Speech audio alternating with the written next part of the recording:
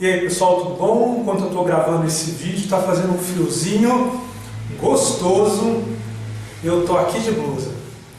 Ok? Bom, então eu vou falar também sobre Mestres do Universo Revelation, mas eu não vou discutir, fazer uma abordagem apenas de fã. Eu vou fazer uma abordagem com um viés um pouco mais científico a partir das observações que eu fiz, tá? Antes de começar o vídeo, eu queria dizer o seguinte, que toda fantasia e toda ficção não tem compromisso com a realidade. Não tem compromisso com a realidade, tá? Então, como é que eu posso, o que eu quero dizer com isso? A crítica, você poderia fazer a seguinte crítica em cima de um filme. Aqueles raios e aqueles sons de explosão que acontecem na Guerra nas Estrelas, no filme da Guerra nas Estrelas, é completamente inviável, uma vez que não existe som no vácuo e tudo mais. É uma análise, mas para a obra, ter som é importante, garante a experiência, certo? Uma experiência mais interessante. Imagina você estar lá disparando raia, de tudo quanto é jeito, e não ter um sonzinho que identifique que é uma explosão. Por que precisa ter o som da explosão? Porque isso te é familiar. Se você vê um raio, uma coisa explodindo e não tem som, isso te causa um estranhamento. Então, ainda que seja o vácuo, é importante que tenha o som de explosão, mas isso fere com a realidade, certo?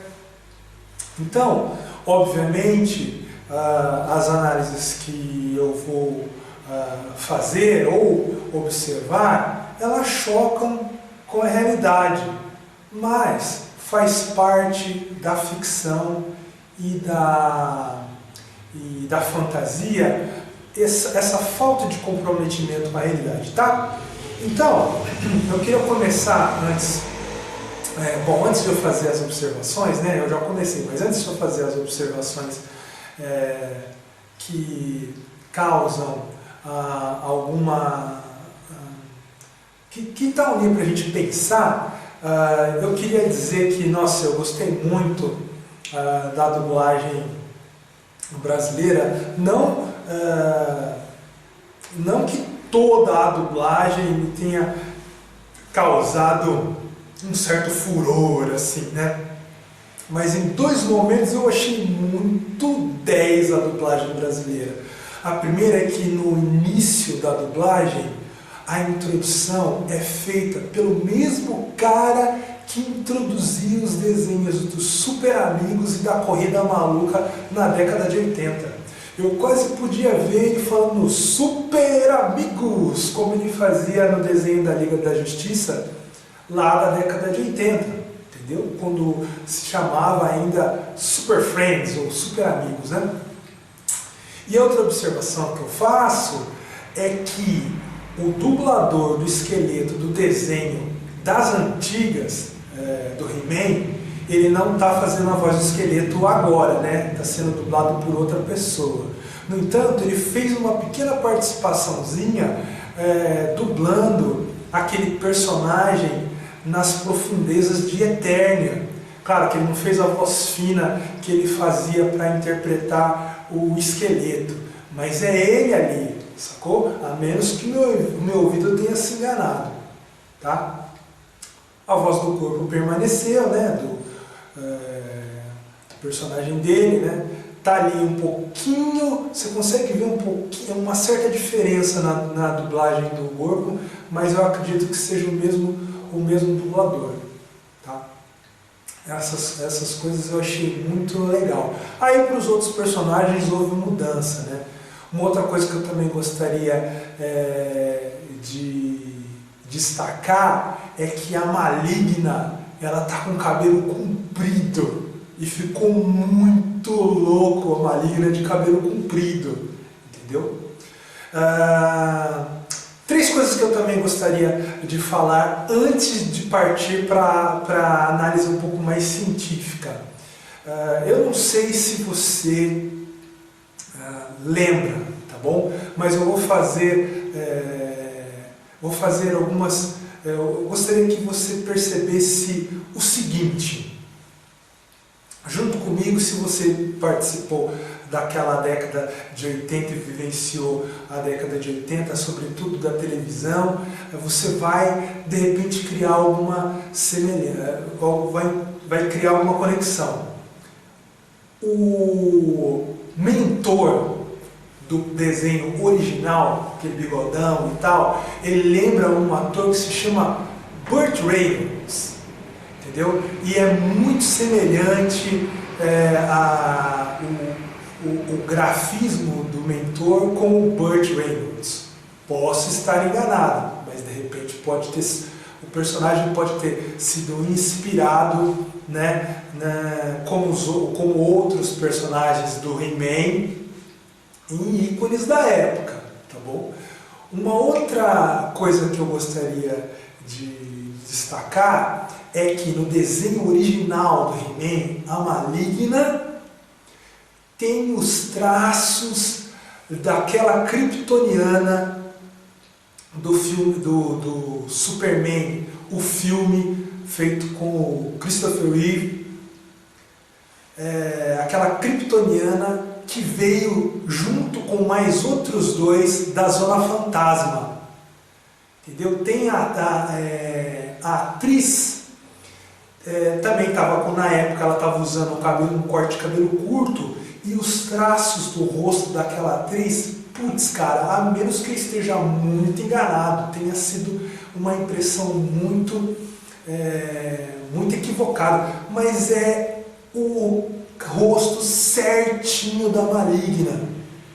Eu vou colocar aí a seguir, né, enquanto eu estou falando, eu vou colocar as duas fotos de um rosto da Maligna e um rosto dessa atriz do filme do Super-Homem. E também a foto do Burt Reynolds com a foto do mentor, uma do lado da outra, para você dar uma comparada, certo? Eu não achei nenhuma referência de época que de repente pudesse justificar o traço do Adam ou do He-Man. Não encontrei. Porém, eu comigo guardo que o rosto da She-Ra, e aí é de outro desenho, mas o rosto da She-Ra tem ali alguma coisa de Sharon Stone. Aí eu não tenho como justificar isso, mas o formato, o maxilar, entendeu? A força do rosto me lembra muito a Sharon Stone, a She-Ra, né? Essas são algumas comparações que eu vejo no desenho. Tudo bem que agora eu falei da She-Ra, mas no caso do He-Man, pro mentor, Burt Reynolds, e a Maligna, para essa atriz que eu vou tentar colocar aí debaixo o nome dela, mas que fez o filme do Super-Homem. Ela era uma das capangas do General Zod no filme Superman, A Origem, tá bom? Tá, então agora eu vou para as colocações do desenho do He-Man, né? E aí eu vou pegar a personagem Marlena, que é a mãe do Adam e da Dora, né? Para fazer o gancho entre a realidade, entre o mundo da Terra e o mundo de Etéria, tá? Quem acompanha a história do He-Man sabe que a Marlena é uma ex-astronauta terráquea, certo? E ela, explorando o espaço, entrou numa espécie de buraco de minhoca e foi parar numa região do universo onde existia a Eternia, teve um problema na nave e caiu no planeta de Eternia. Agora, se você está acompanhando essa versão da Netflix para Mestres do Universo, Eternia tem uma peculiaridade. A Marlena, quando atravessou o buraco de minhoca, ela não caiu em qualquer lugar do espaço. Ela caiu na origem dos tempos, na origem do espaço, na origem do universo onde tem a Eterna. Então, esse buraco de minhoca, ele conectou o nosso tempo, a nossa realidade, com a origem dos tempos onde existia a Eterna. Certo? Então, a Marlena entrou num buraco que a levou para a origem. Tá? Isso já aconteceu 2 vezes no universo do He-Man, Mestres do Universo. 2 outros astronautas, como a Marlena, tiveram a missão de destruir uma espécie de meteoro, um asteroide composto só de lixo espacial que ia colidir com a Terra, entendeu? E eles tinham a missão de explodir com uma ogiva. Pegaram o caminho errado lá, se desviaram, entraram no mesmo buraco de minhoca, acabaram em Eternia. A nave caiu, a ogiva foi parar nas mãos do esqueleto, e aí eles pediram ajuda para o He-Man para recuperar a ogiva e salvar o planeta Terra. Essa era a esperança do planeta Terra. Né? Então o que aconteceu? O He-Man ajudou e teve a oportunidade de vislumbrar à distância o planeta de origem da Marlena, que é a sua mãe, certo? Depois que os astronautas estavam salvos, cumpriram a missão, com a ajuda do He-Man, He-Man volta pelo mesmo buraco de minhoca e retorna para a Eternia. Tá? Tudo bem, agora voltando à questão da Marlena. A Marlena, quando cai em Eternia, ela tem uma baita de uma sorte, uma sucessão de episódios de sorte. Primeiro porque ela cai no planeta e sobrevive, né? A nave dela cai e sobrevive, isso já é uma baita sorte. A outra coisa é o seguinte: Marlena tem uma vida agora em Eternia, e o que foi proporcionada pelo fato da atmosfera do planeta Eternia oferecer condições normais de temperatura e pressão e gravidade que pudessem garantir a vida dela, certo? Tanto que em Eternia se respira oxigênio. Né? Não que o oxigênio fosse exclusividade do planeta Terra, mas ela deu uma baita de uma sorte que lá também tinha oxigênio. Outra coisa, na atmosfera poderia ter outros gases além do oxigênio, certo? E ela deu mais uma vez uma sorte de que os pulmões dela conseguiram filtrar gases que talvez nem participem da composição da nossa realidade, vamos dizer assim, porque estamos num contexto muito mais primitivo, muito mais antigo. Mas ela conseguiu respirar nesse planeta, isso foi positivo, né? Isso garantiu a sobrevivência da Marlena no planeta de Eternia. Tá? Então, essa é uma consideração interessante. Agora, uma outra consideração não menos interessante da experiência que a Marlena começa a ter em Eternia é a seguinte: o universo não fala inglês. Apesar do recurso nos desenhos ser bastante utilizado, de você já ter ali, questão prática, uma comunicação entre espécies, entre seres diferentes, através de uma língua comum que seria o inglês, a solução que os roteiristas dão, onde uma raça mais evoluída consegue identificar os padrões mentais dos humanos, reconhecer a língua e estabelecer um mecanismo de comunicação, isso não creio que tenha acontecido com Marlena, porque apesar dela falar inglês, ela é uma terráquea com as suas limitações. Então ela teve que aprender uma nova língua. Né? Você imagina ela sendo resgatada pelo rei Randor e ele começando a falar com ela de alguma forma e ela não entendendo bulhufas, sacou? A menos, é claro, que eles lá tivessem algum tradutor, né, que resolvesse essa parada. Mas eu acho que ela teve que reaprender a falar com essa nova língua, né, a língua dos eternianos, né? Isso aí é muito interessante de se observar. E que não teria por que ser explorada no desenho. Mas, se fosse, seria muito bacana. Tá, uma outra coisa que eu também posso falar sobre o universo de Eternia é o seguinte. E essa talvez seja a mais chocante das considerações que eu tenho que fazer nesse vídeo. Sobre a experiência da Marlena enquanto terráquea no universo e no contexto de Eternia. Marlena é uma humana, mas os eternianos, eles não são humanos. Tem lá a sua forma humanoide que, se você colocar dois humanos, colocar um humano e um eterniano um do lado do outro, você não consegue ver a diferença. Mas veja, os eternianos não são humanos. Então, nada nos garante que os órgãos internos dos eternianos sejam iguais aos dos humanos e nem estejam nas mesmas posições. Certo? Pela morfologia ali das fêmeas, a gente vê que as mamas, né, tanto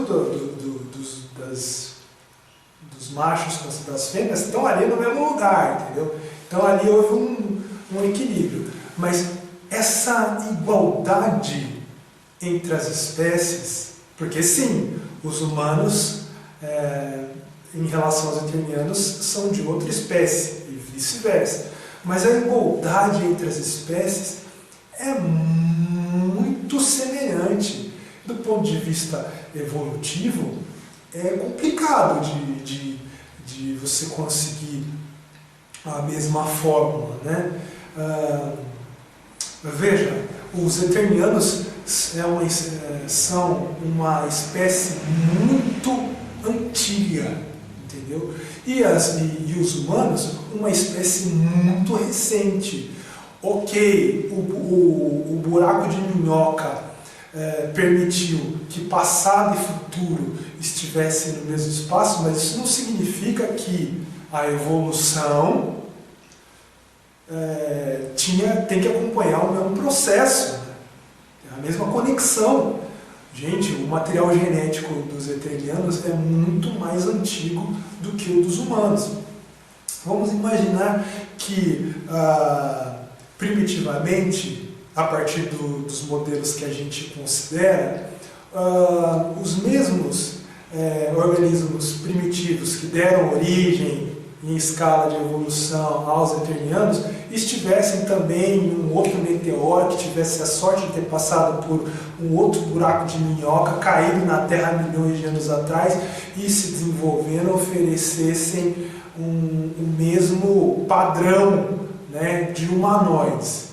Só o fato de essas duas, de uma mesma origem, estarem em duas condições, espaços diferentes, sujeitos a ambientes diferentes, levariam a evolução para caminhos distintos, certo? Então, assim, a menos que o desenvolvimento, o ambiente nas duas situações, tanto em Eternia quanto na Terra, tivessem alguma semelhança, um padrão, entendeu?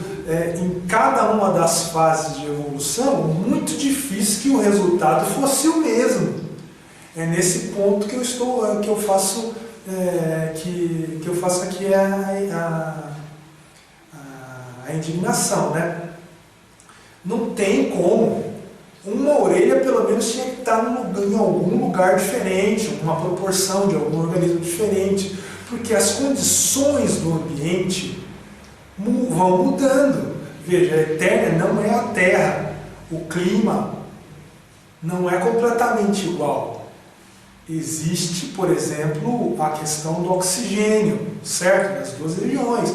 Mas a atmosfera, o ar, não necessariamente possui a mesma composição química da Terra, né? E isso por si só já leva a uma sucessão de conexões que podem ter levado à evolução ou não de um órgão ou não, certo? Fora a questão do meio, o meio pode ter, e aí eu trabalhando mais algumas ideias darwinianas, o meio poderia ter impactado no uso e no desuso de alguns órgãos, certo? E isso poderia ter causado uma evolução diferente, tá? A semelhança entre os humanoides ocorre por condições semelhantes, mas terem humanoides completamente iguais só se as condições de mutação e de ambiente forem completamente iguais.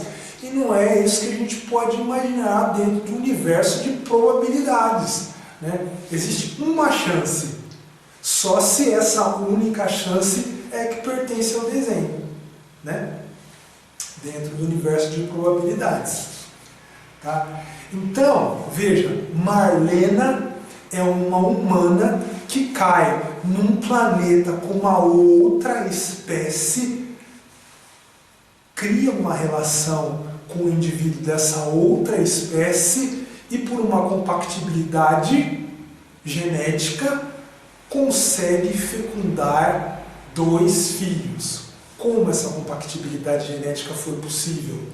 Né? Será que os cromossomos X delas se recombinaram com uma versão alternativa cromossômica que não fosse igual, mas que conseguisse se conectar e fazer as transcrições, né? Os cruzamentos ali de aminoácidos e tudo mais? Certamente sim, porque afinal de contas ela teve seus 2 filhos, o Adam e a Adora, né? Agora veja, é alguma coisa assim surreal, porque como um código genético tão antigo conseguiu entrar em compatibilidade com um código genético mais recente, não é? Será que pelo menos o desenho propõe que esse tempo de evolução não fez diferença para o cruzamento, certo? Não fez nenhuma diferença para o cruzamento, tá? Então a gente tem aí o Adam e tem a Adora. A gente vê que os 2 personagens, eles são humanoides ali, entendeu? E a gente sabe que o Adam e a Adora são meio humanos, meio eternianos, certo? Então, de todos os personagens, os 2 que possuem um código genético humano ainda são apenas o Adam e a Adora, certo? Essa é uma coisa interessante de ser destacada. E apesar da improbabilidade, a situação um pouco crível de que houve ali uma possibilidade de fecundação. Veja, eu acredito que se a gente tivesse assim eu pessoalmente, tá? Eu acredito que se a gente tivesse contato com uma outra espécie de outro universo e tivesse um cruzamento, poderia existir uma possibilidade de cruzamento genético.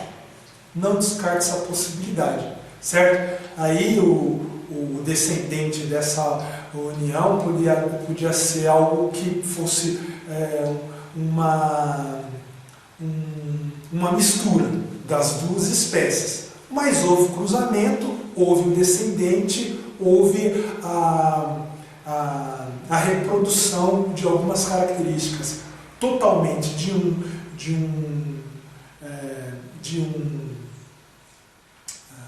do macho, totalmente ou parcialmente do macho e da fêmea, ou totalmente da fêmea, não sei, aí vai do poder da dominância da carga genética, certo? Agora, no caso do que o desenho propõe, eternianos e humanos, nossa, tem completa compatibilidade genética. Não importa se os eternianos se desenvolveram há milhões de anos atrás e o código genético tem muito mais informação, muito mais experiência, ou de repente o inverso, né? Sei lá, existem várias possibilidades, né? para como o código genético dessas duas espécies funcionam em nível de interação. É óbvio que isso não poderia ser explorado no desenho, né? Mas fica aí para a gente pensar como é que seria possível um cruzamento dessa natureza, né? É isso aí. Bom, se você concorda ou se você discorda, se você tem mais informações ou menos informações, ou você não achou legal, deixa a sua visão, deixa o seu pensamento aí nos comentários, mas claro, com aquela cordialidade, né, com aquela educação, gentileza, porque ninguém é dono da verdade, muito menos eu. Eu estou aqui no universo das suposições. Tanto que eu já li uma matéria aí de uma dessas revistas científicas, ou pela internet mesmo, que parece que o Homo sapiens já manteve relações com uma sociedade com uma vertente de humanos um pouco mais primitiva. Eu não sei se os neandertais ou se os erectus, mas acho que são os neandertais, certo? Eu preciso dar uma checada. Se você tem essa informação também, comenta, deixa aqui nos comentários, tá? Isso aí, essa questão genética é muito interessante. Antes de terminar o vídeo, eu tenho ainda que fazer mais uma última observação sobre o universo de Eternia, que tem a ver com a tecnologia. Eternia é construída, né, segundo o que propõe essa versão da Netflix, baseada em magia e em tecnologia. E mesmo antes desse problema proposto pela essa versão da Netflix para o mundo de Eternia, onde a magia começa a desaparecer, antes havia uma guerra, certo? E essa guerra, sem dúvida, impacta na tecnologia e no desenvolvimento da tecnologia. Agora, não sei se você repara, como eu, que Eternia não é um lugar de espaços urbanos, muito pouco industrializado. Você vê que as paisagens são muito mais naturais e elas têm ali um equilíbrio muito interessante entre natureza e tecnologia de alto nível, de ponta, certo? Às vezes a tecnologia é oferecida pelos minérios e os materiais que a natureza oferece. Então, de repente, lá em Eternia tem lá um elemento químico que possibilita que os carros flutuem, que as naves tenham o poder que possuem de ataque, né, de levitação, coisa que no nosso universo a gente não tem. Então, de repente, lá a tecnologia é favorecida pelos elementos que a natureza oferece, né, respeitando as leis da física. Mas se você observar, Eternia não é um planeta urbanizado, né? Quem então mantém aquela tecnologia toda funcionando? O que faz a manutenção daquelas tecnologias para que elas continuem sendo reproduzidas? Porque elas não são sucatas. Não é algo assim que agora a gente não tem mais uma fonte de construção, o que a gente tem é o que a gente vai ter trabalhar com isso mesmo e a tecnologia está sucateando. Não, existe tecnologia funcionando no Palácio Real, sendo aparentemente produzida e reproduzida ali pela pela supervisão do mentor. Existe tecnologia na montanha da serpente, existe algumas sociedades que controlam tecnologia, apesar de a gente ver pouco, e essa tecnologia é gerada de alguma forma, através de algum processo de industrialização que extrai os elementos da natureza, processa e desenvolve tecnologia. Como é feito isso em Eternia? Como é feito isso no mundo dos mestres do universo? Não aparece, não fala, entendeu? Será que é só magia? Se fosse só magia, teria que ter uma constante de magia que garantisse a extração desses elementos para a produção desses mecanismos. E agora, com a crise de magia, cessou a magia, a tecnologia tem que entrar numa era de trevas, que já deveria estar existindo a partir das guerras anteriores. Porque num ambiente de guerra, como é que você constrói condições para manter uma indústria que garanta tecnologia de componentes de alto nível para gerenciar as tecnologias utilizadas de comunicação, transporte, infraestrutura de sociedade, essas coisas todas, entendeu?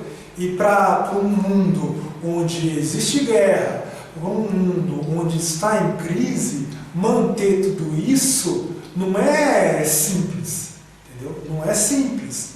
E aí, se a gente colocar essa responsabilidade nas mãos da magia, então a Eterna quebrou do ponto de vista de tecnologia.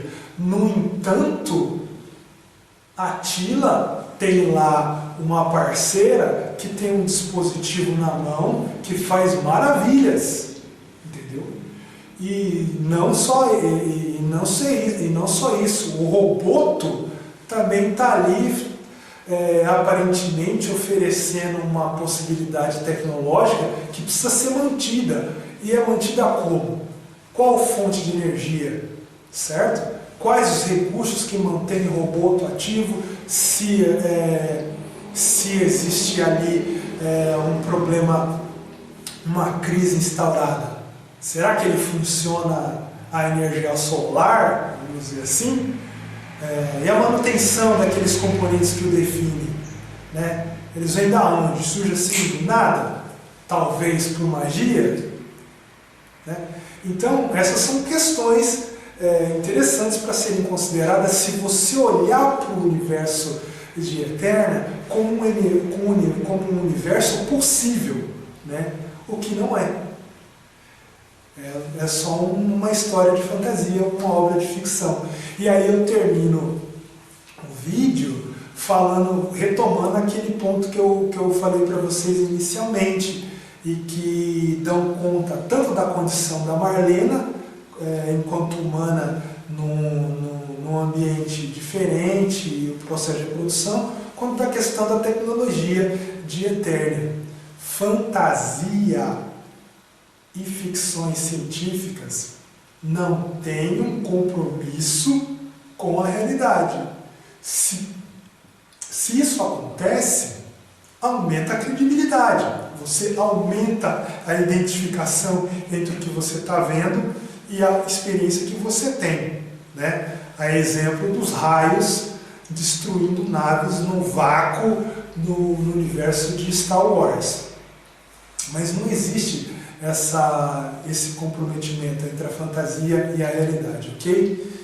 Então, pessoal, eu vou terminar esse vídeo. Se tiver, agora vão ser lançados novos episódios do universo, Mestres do Universo, Revelation, né? A gente não sabe quando, mas se tiver e aparecer alguma coisa que eu puder pontuar, eu volto aqui e comento novamente, tá bom? Então, espero que tenha sido agradável esse tempo.